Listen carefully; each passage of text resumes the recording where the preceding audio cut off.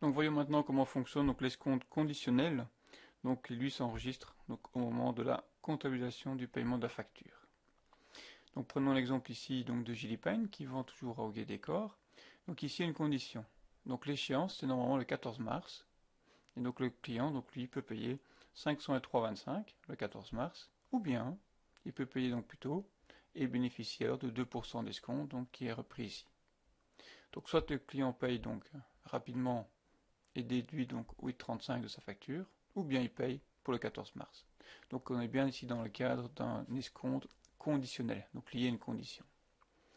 Donc on va donc procéder en deux étapes. Donc dans un premier temps, donc on va encoder le document donc sans tenir compte de l'escompte, puisqu'on ne sait pas à l'avance si notre client va bénéficier de l'escompte ou pas. Et c'est uniquement plus tard, donc lorsqu'on va enregistrer donc le livre de caisse, donc 2015 ici, donc là on va savoir donc que le client nous a payé donc 494,90, donc c'est-à-dire qu'il nous a payé 8,35 € de moins et il a pu bénéficier donc de l'escompte.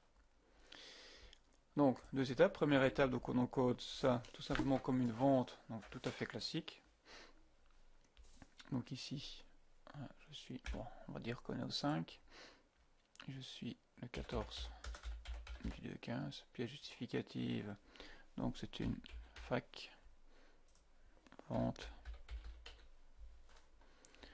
l'opération marchandise, numéro de document 7. Donc j'ai classiquement ici un compte client donc pour 503,25, la somme que nous doit le client, un compte vente de marchandises. Cette fois-ci, j'indique 417,36. J'ai mon compte TVA sur vente, classique aussi, pour 85,89, donc jusque là. Pas de grands changements, donc simplement on encode comme d'habitude. Et ici on retrouve donc un solde de contrôle, donc équivalent au montant de la facture, ce qui est tout à fait normal puisqu'il n'y a aucune information quant à l'escompte. Donc ça c'est très très classique. De l'autre côté, donc ici maintenant enregistrons donc le paiement. Donc je vois ici que notre client nous a payé, donc on a une facture du 14 du 2, il nous paye 2 jours après, donc c'est tout à fait correct. Donc je vois qu'il nous a payé donc 494. Il aurait pu attendre le 14 mars et nous payer alors 503. Mais c'est uniquement en recevant mon extrait de caisse que je peux savoir s'il a oui ou non pu bénéficier de l'escompte. Donc nous étions 5, on va passer au 6, la date c'est le 17 du 2, 15, pièce justificative, donc livre, la caisse, le journal, la caisse évidemment, nature de l'opération, donc c'est paiement client, et numéro de document, page 2, donc 2. Donc classique aussi, donc ma caisse,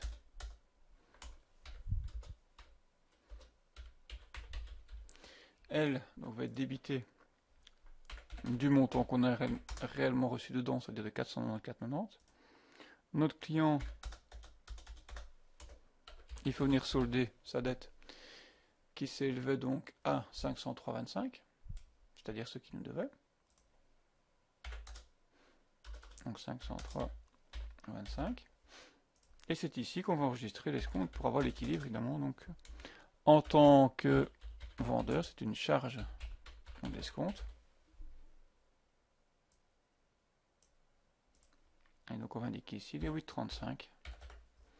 Et ici donc on va avoir donc un solde, un contrôle donc différent de ce qu'il y a en caisse, tout simplement parce qu'on est venu rajouter la charge d'escompte.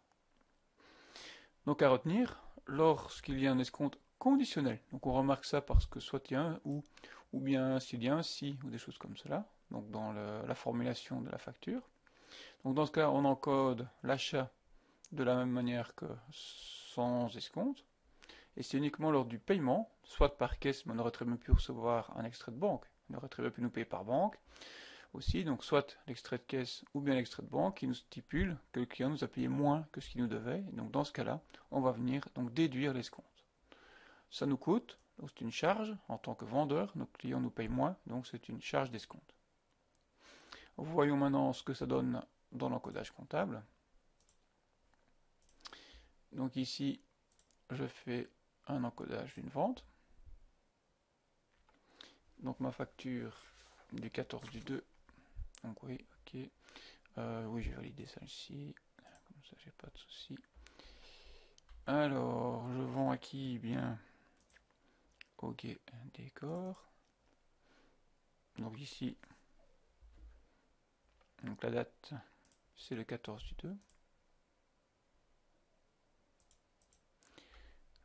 On peut mettre ici qu'il y avait une échéance. Oui, soit on précise.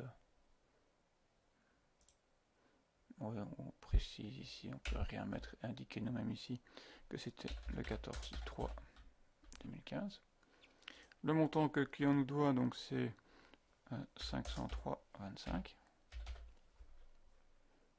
Et ses factures 7.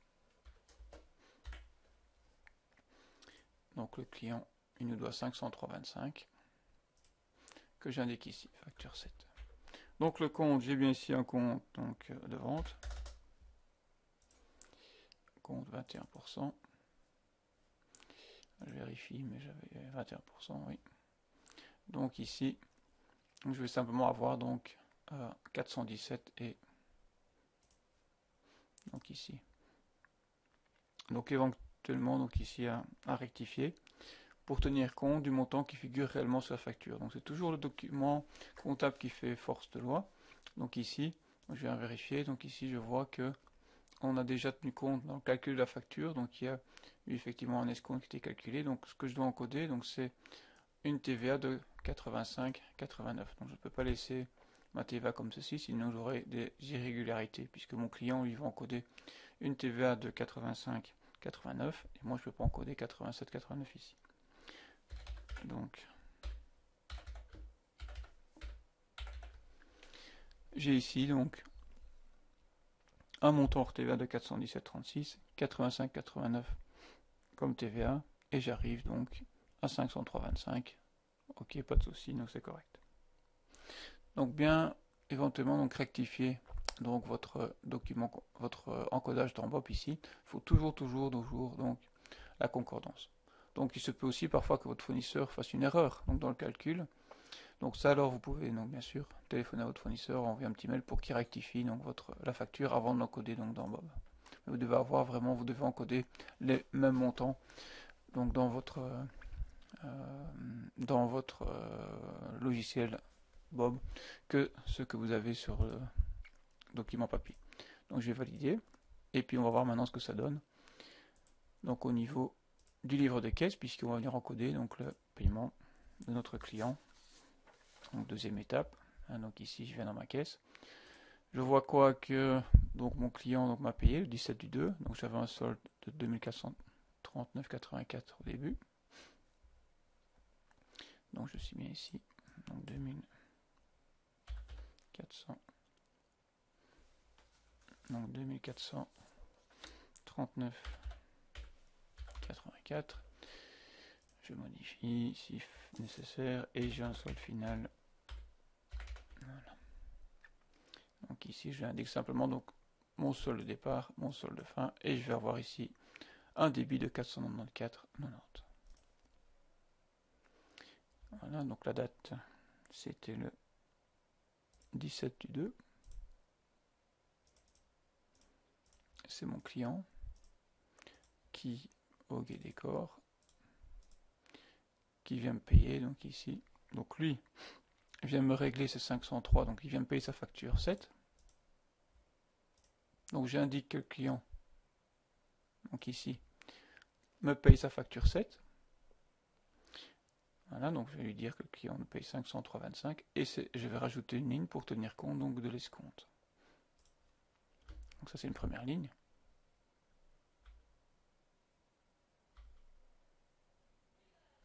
Et ici donc une deuxième ligne. C'est un compte général cette fois-ci, puisque c'est 650 653, charge d'escompte de créante de 8,35. Donc, moins 8,35, puisque donc notre client donc nous paye 8,35 de moins. Et donc je peux ici avoir donc l'équilibre. Donc Bob m'autorise à enregistrer, donc je passe de 2439,84 à 2934,74 en ajoutant donc 494,90, c'est-à-dire la différence des deux. Donc bien rajouter cette ligne ici, donc pour dire que le vendeur donc, a une charge de 8,35 et donc c'est d'argent en moins dans sa caisse, donc pas oublier de mettre le signe moins. Donc je peux cette fois-ci donc valider, enregistrer, valider. Donc ça c'est en tant que vendeur. Donc ici, Gilipine vend à Hoguet Décor. Maintenant voyons ce que ça donne dans la comptabilité de l'acheteur. Donc je suis Hoguet Décor et j'achète chez Gilipine. Donc là, je vais encoder de la même manière ici au-dessus, sauf que ça va être une facture d'achat ici. Et pour le reste, je vais effacer pour vous simplifier tout. Et puis ici aussi. Donc livre de caisse, ça va rester. Et ça va être paiement fournisseur ici. Je vais effacer donc tout ça. Ça aussi. Donc simplement dans la facturation ici, donc j'aurai paiement.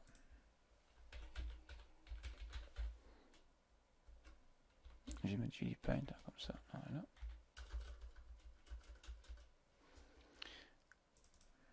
Et ici aussi.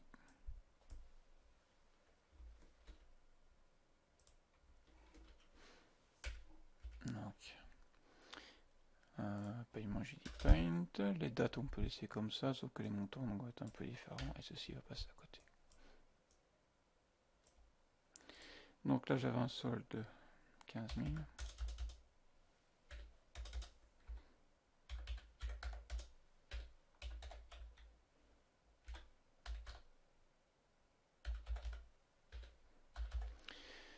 Voilà, et donc ici c'est la comptabilité de Hoguet Décor. Ah ben non, ça n'a pas changé. Okay. Alors, donc ici, Hoguet Décor achète à Gilipine. Donc c'est une facture d'achat de marchandises. Les comptes classiques, achat de marchandises. Donc je viens acheter pour combien? Pour 417,36. Donc le montant qui est repris. J'ai de la TVA.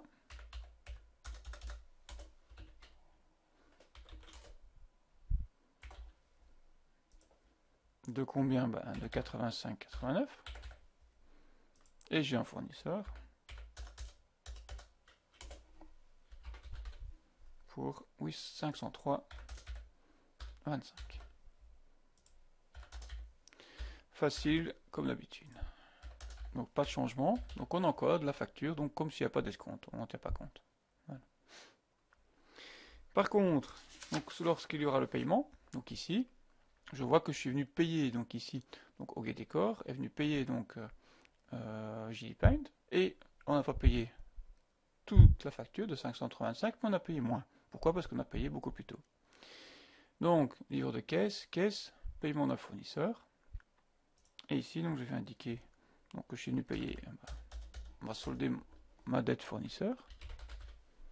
Je vais indiquer que j'ai payé combien? 503,25, sinon j'aurai toujours un solde créditeur, si je lui dis que je n'ai payé 494. Voilà, donc je lui dis j'ai payé 503,25. Dans ma caisse, je lui dis combien j'ai effectivement retiré. Donc je n'ai retiré que 494,90. Là aussi, on doit vérifier en comptant les pièces et les billets qu'il nous reste bien ce montant-là, enfin que c'est correct, enfin qu'il reste bien 12 365. Et par contre, cette fois-ci, donc nouveau compte, l'escompte obtenu des fournisseurs cette fois-ci, donc qui intervient pour 8,35. L'addition donc me donne 503,25 des deux côtés et c'est correct. Donc particularité, donc ici, c'est uniquement lors du paiement qu'on vient tenir compte de l'escompte, parce qu'on ne sait pas non plus à l'avance lorsqu'on a la facture. Donc on encode la facture ici et on ne sait pas si on va payer tout de suite ou pas. Donc on encode la facture et c'est le financier qui peut être caisse ou bien banque qui va nous stipuler oui ou non, tiens, est-ce qu'on a droit à l'escompte, c'est-à-dire est-ce qu'on a payé tout de suite ou bien est-ce qu'on a attendu le 14 mars comme on y avait droit. Au niveau de l'encodage comptable, donc ce sera la même chose, donc je viens encoder un achat comme si de rien n'était. Donc je fais encodage, donc achat de matière première. Alors ici nous sommes le 2 2015 et je vais encoder à Gilipaint en date du 14 2. J'ai le droit de payer jusqu'au 14 du 3 2015. Le montant que je dois c'est 503,25. Ma communication c'est facture 7.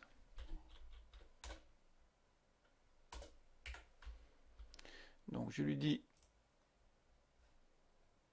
donc ici, get décor achète à Gilipaint, donc je dois 503,25 que j'encode. Dans les comptes, bah, j'aurai quoi? J'aurai un compte d'achat de marchandises, 604. Un achat de marchandises, un MD ici, donc un achat de marchandises à 21%. Le montant, donc bien stipulé, donc c'est 417,36 et 85,89. À nouveau, il faut une concordance.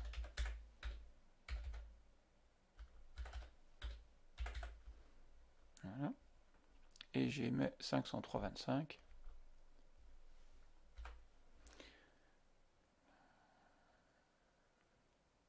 Oui, c'est une petite faute ici. Voilà.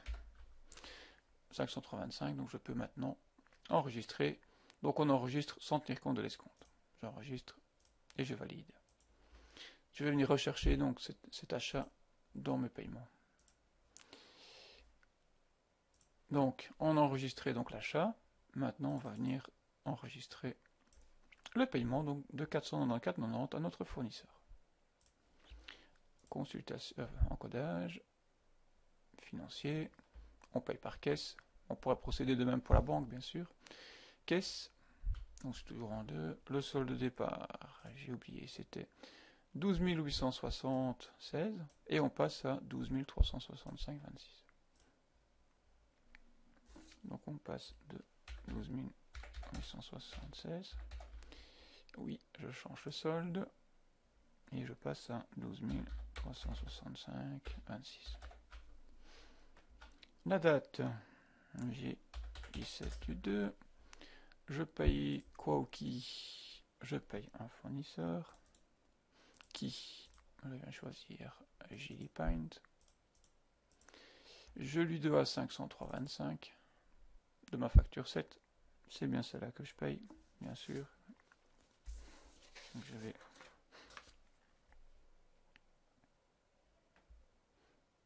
l'encoder. Et après, donc je viens rajouter une ligne. Donc ici, j'encode donc mon fournisseur et je vais cette fois-ci tenir compte de mon escompte de 8,35. C'est un compte général. J'ai escompte donc obtenu c'est 756 produits financiers divers. Ça va, c'est l'autre appellation. 756. Donc et ici donc je viens lui dire que j'ai 8,35. Cette fois-ci, je ne dois pas mettre de moins puisque c'est de l'argent en moins qui sort de ma caisse. Donc ça ne sort pas vraiment de ma caisse, au contraire. Donc on passe de 12 860 à 12 365. Donc on est venu réduire notre caisse de 494,90, c'est-à-dire on a fait moins 503,25 plus 8,35. Donc on a réduit le montant en caisse de 494,90. Donc j'ai effectivement donc l'équilibre et je peux enregistrer Donc ici, c'est lors de l'enregistrement du financier, donc caisse ou banque, qu'on vient tenir compte de l'escompte. Voilà. Donc en tant qu'acheteur, donc OG-Decor achète Agilipaint, l'escompte, quand il est conditionnel, donc avec un ou un si, des choses comme cela, donc on enregistre l'achat comme s'il n'y a pas d'escompte, puisqu'on ne sait pas si on va en bénéficier ou pas. C'est uniquement lors de l'enregistrement de la caisse ou de la banque qu'on sait qu'on a, oui ou non, eu du droit à un escompte. Donc dans ce cas-ci, on y a eu droit, donc on rajoute cette ligne. Évidemment, si on n'a pas bénéficié de l'escompte, il y aurait d'informations sur l'escompte nulle part, ni sur la facture d'achat, ni lors de l'encodage de la facture d'achat, ni lors du financier.